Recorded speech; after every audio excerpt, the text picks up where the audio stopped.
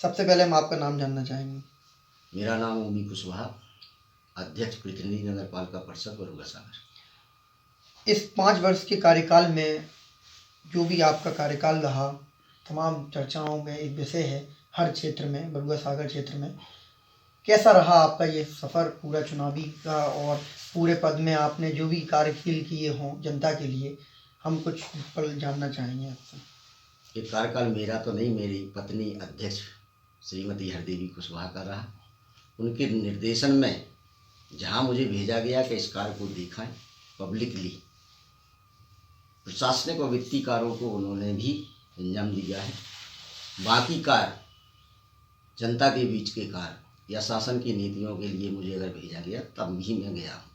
निर्दलीय चुन के आए आप बरुआ सागर से, उसके बाद किस प्रकार की परेशानियों का आपको सामना करना पड़ा? बरुआ सागर में अभी भी कई मुद्दे हैं जहाँ पे आप क्या काम करना चाहेंगे?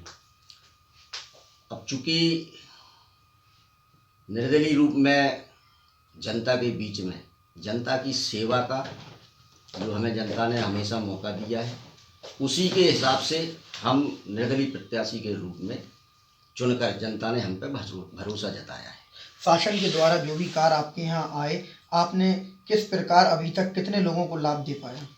शासन द्वारा जो है नगर की जनता को जो भी धनराशि उपलब्ध हुई शासन की मूलभूत सुविधाओं के बारे में या उनकी जो योजनाओं की, उसको हम जनता के बीच में लेके गए और नगर में जनता की जो मूलभूत सुविधाएं और पानी, नाली, सड़क, रोशनी, इन पर सब पर काम किया है। हमारे 25 वार्ड में ऐसे कोई वार्ड नहीं है जिसमें नगर पालिका परिषद बरुआ सागर अध्यक्ष द्वारा बेहतरीन तरीक़ा से शौचालय भी बनाए गए हैं, बेहतरीन तरीक़ा से सड़कें भी बनाई गई हैं। प्रधानमंत्री जी के द्वारा जो मकान का हुआ था सब गरीब लोगों को आवास, वो अभी तक पूरे आपके बरुआ सागर क्षेत्र में कितने मिल चुके हैं लोगों को? कितनी जनता उस मकानों में ले चुकी है? माननीय प्रधानमंत्री जी के द्वारा जो आवास योजना चलाई गई है, उसमें नगर पालिका परिषद बरुआ सागर द्वारा लगभग 3100 मकानों को यहाँ से पास किया गया है।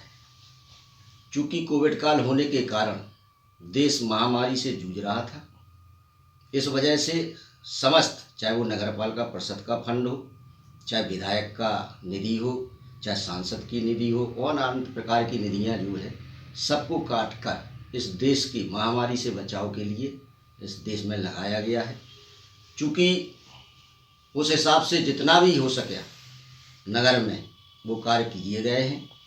आवास योजना में लगभग 3100 आवास यहाँ पास किए गए हैं, जिनमें अभी 1800 आवास जो है इस नगर में बन भी चुके हैं।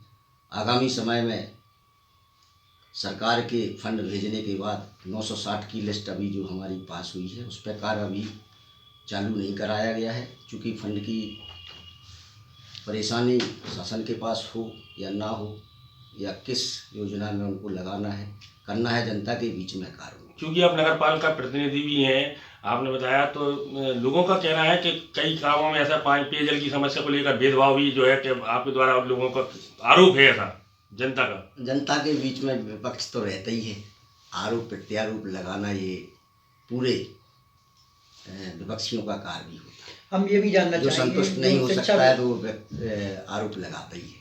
ऐसी कोई बात नहीं है नगर में। जनता के बीच में आप लोग तो जनता के बीच में जाकर पूछ भी सकते हैं। जो नगर पालिका परिषद बरुआ सागर पर बन पड़ा है वो कार्य किया है, जो कार्य रह गए हैं आगे अगर जनता ने मौका दिया और चाहा, अगर हमारे वर्गों को देखकर उन्होंने फिर से चाहा तो सारे कार्य पूर्ण किए जाएंगे। यदि इस बार सामान्य सीट हुई तो क्या आप चुनाव लड़ेंगे? बिल्कुल लड़ेंगे।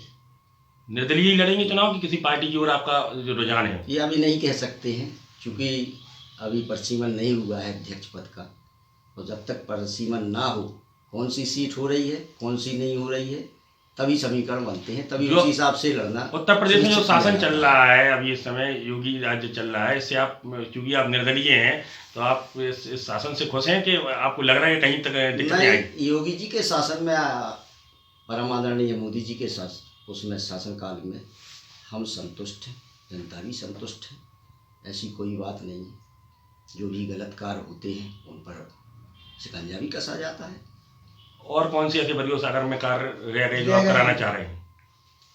नगर में अभी काफ़ी कार्य ऐसे हैं, जैसे कि पैटर्न के हिसाब से देखा जाए, बहुत बढ़िया जगह है। चूँकि मेरी सीमा के अंतर्गत है तालाब, बांध है बहुत बड़ा। शासन से हमने मांग की थी इस तालाब बांध को जो है नगर पालिका के हैंडओवर कर दिया जाए, तो इसमें एक विशाल पार्क बनाने की हमारी समस्त सदन की योजना थी। चूँकि उसकी अनुमति मांगी गई लेकिन शासन के द्वारा नहीं दी गई। अगर शासन को हम अवगत भी कराते रहे तो एक बहुत बड़ा पर्यटन स्थल इस नगर बरुआ सागर में जनता के बीच में बन सकता है।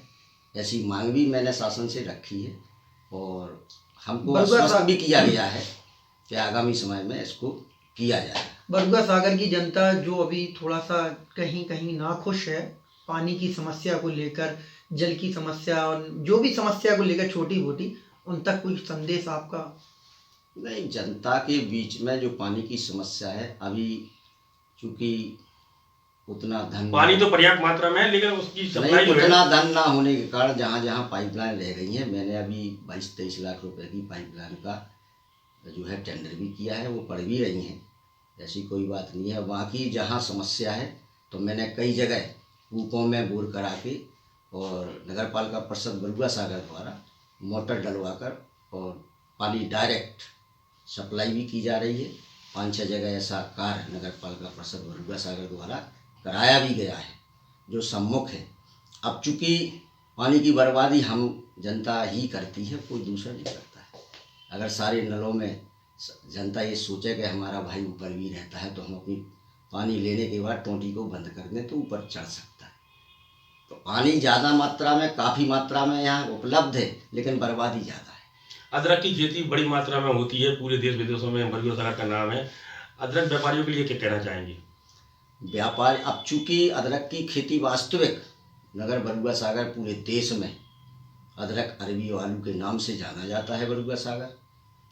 अब क्या है, जमीन जो भी मिट्टी है उसको अब कीटनाशक के बगैर कोई धंधा नहीं कर सकता है कृषक, और आज भी नाम है, व्यापारी संतुष्ट हैं।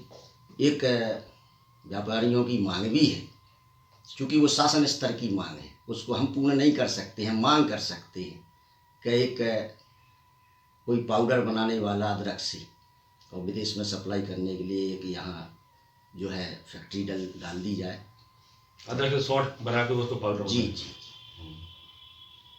बाकी मीडिया के माध्यम से आपका क्या संदेश रहेगा आगामी चुनाव को लेकर, और जहां जहां जनता तक आपका संदेश जो रहेगा वो क्या रहेगा? आज हमारे नगर में समस्त जो चुनाव में मैदान में आने वाले हैं उनको मेरा यही संदेश रहे कि किसी प्रकार की किसी भी व्यक्ति से द्वेष भावना ना बनाएं। ये चुनावी माहौल है, चुनावी समर है, इसमें द्वेष भावना बनाना अच्छी बात नहीं है। मेरा नगर को, पूरे नगर जनता को जो अच्छा व्यक्ति हो उसी को चुनें, अपना अमूल्य मत उन्हीं को दें जो अच्छा व्यक्ति हो, आपके विकास कार्यों में, आपकी समस्याओं में समाधान करने योग्य क्षमता हो। धन्यवाद। धन्यवाद। धन्यवाद।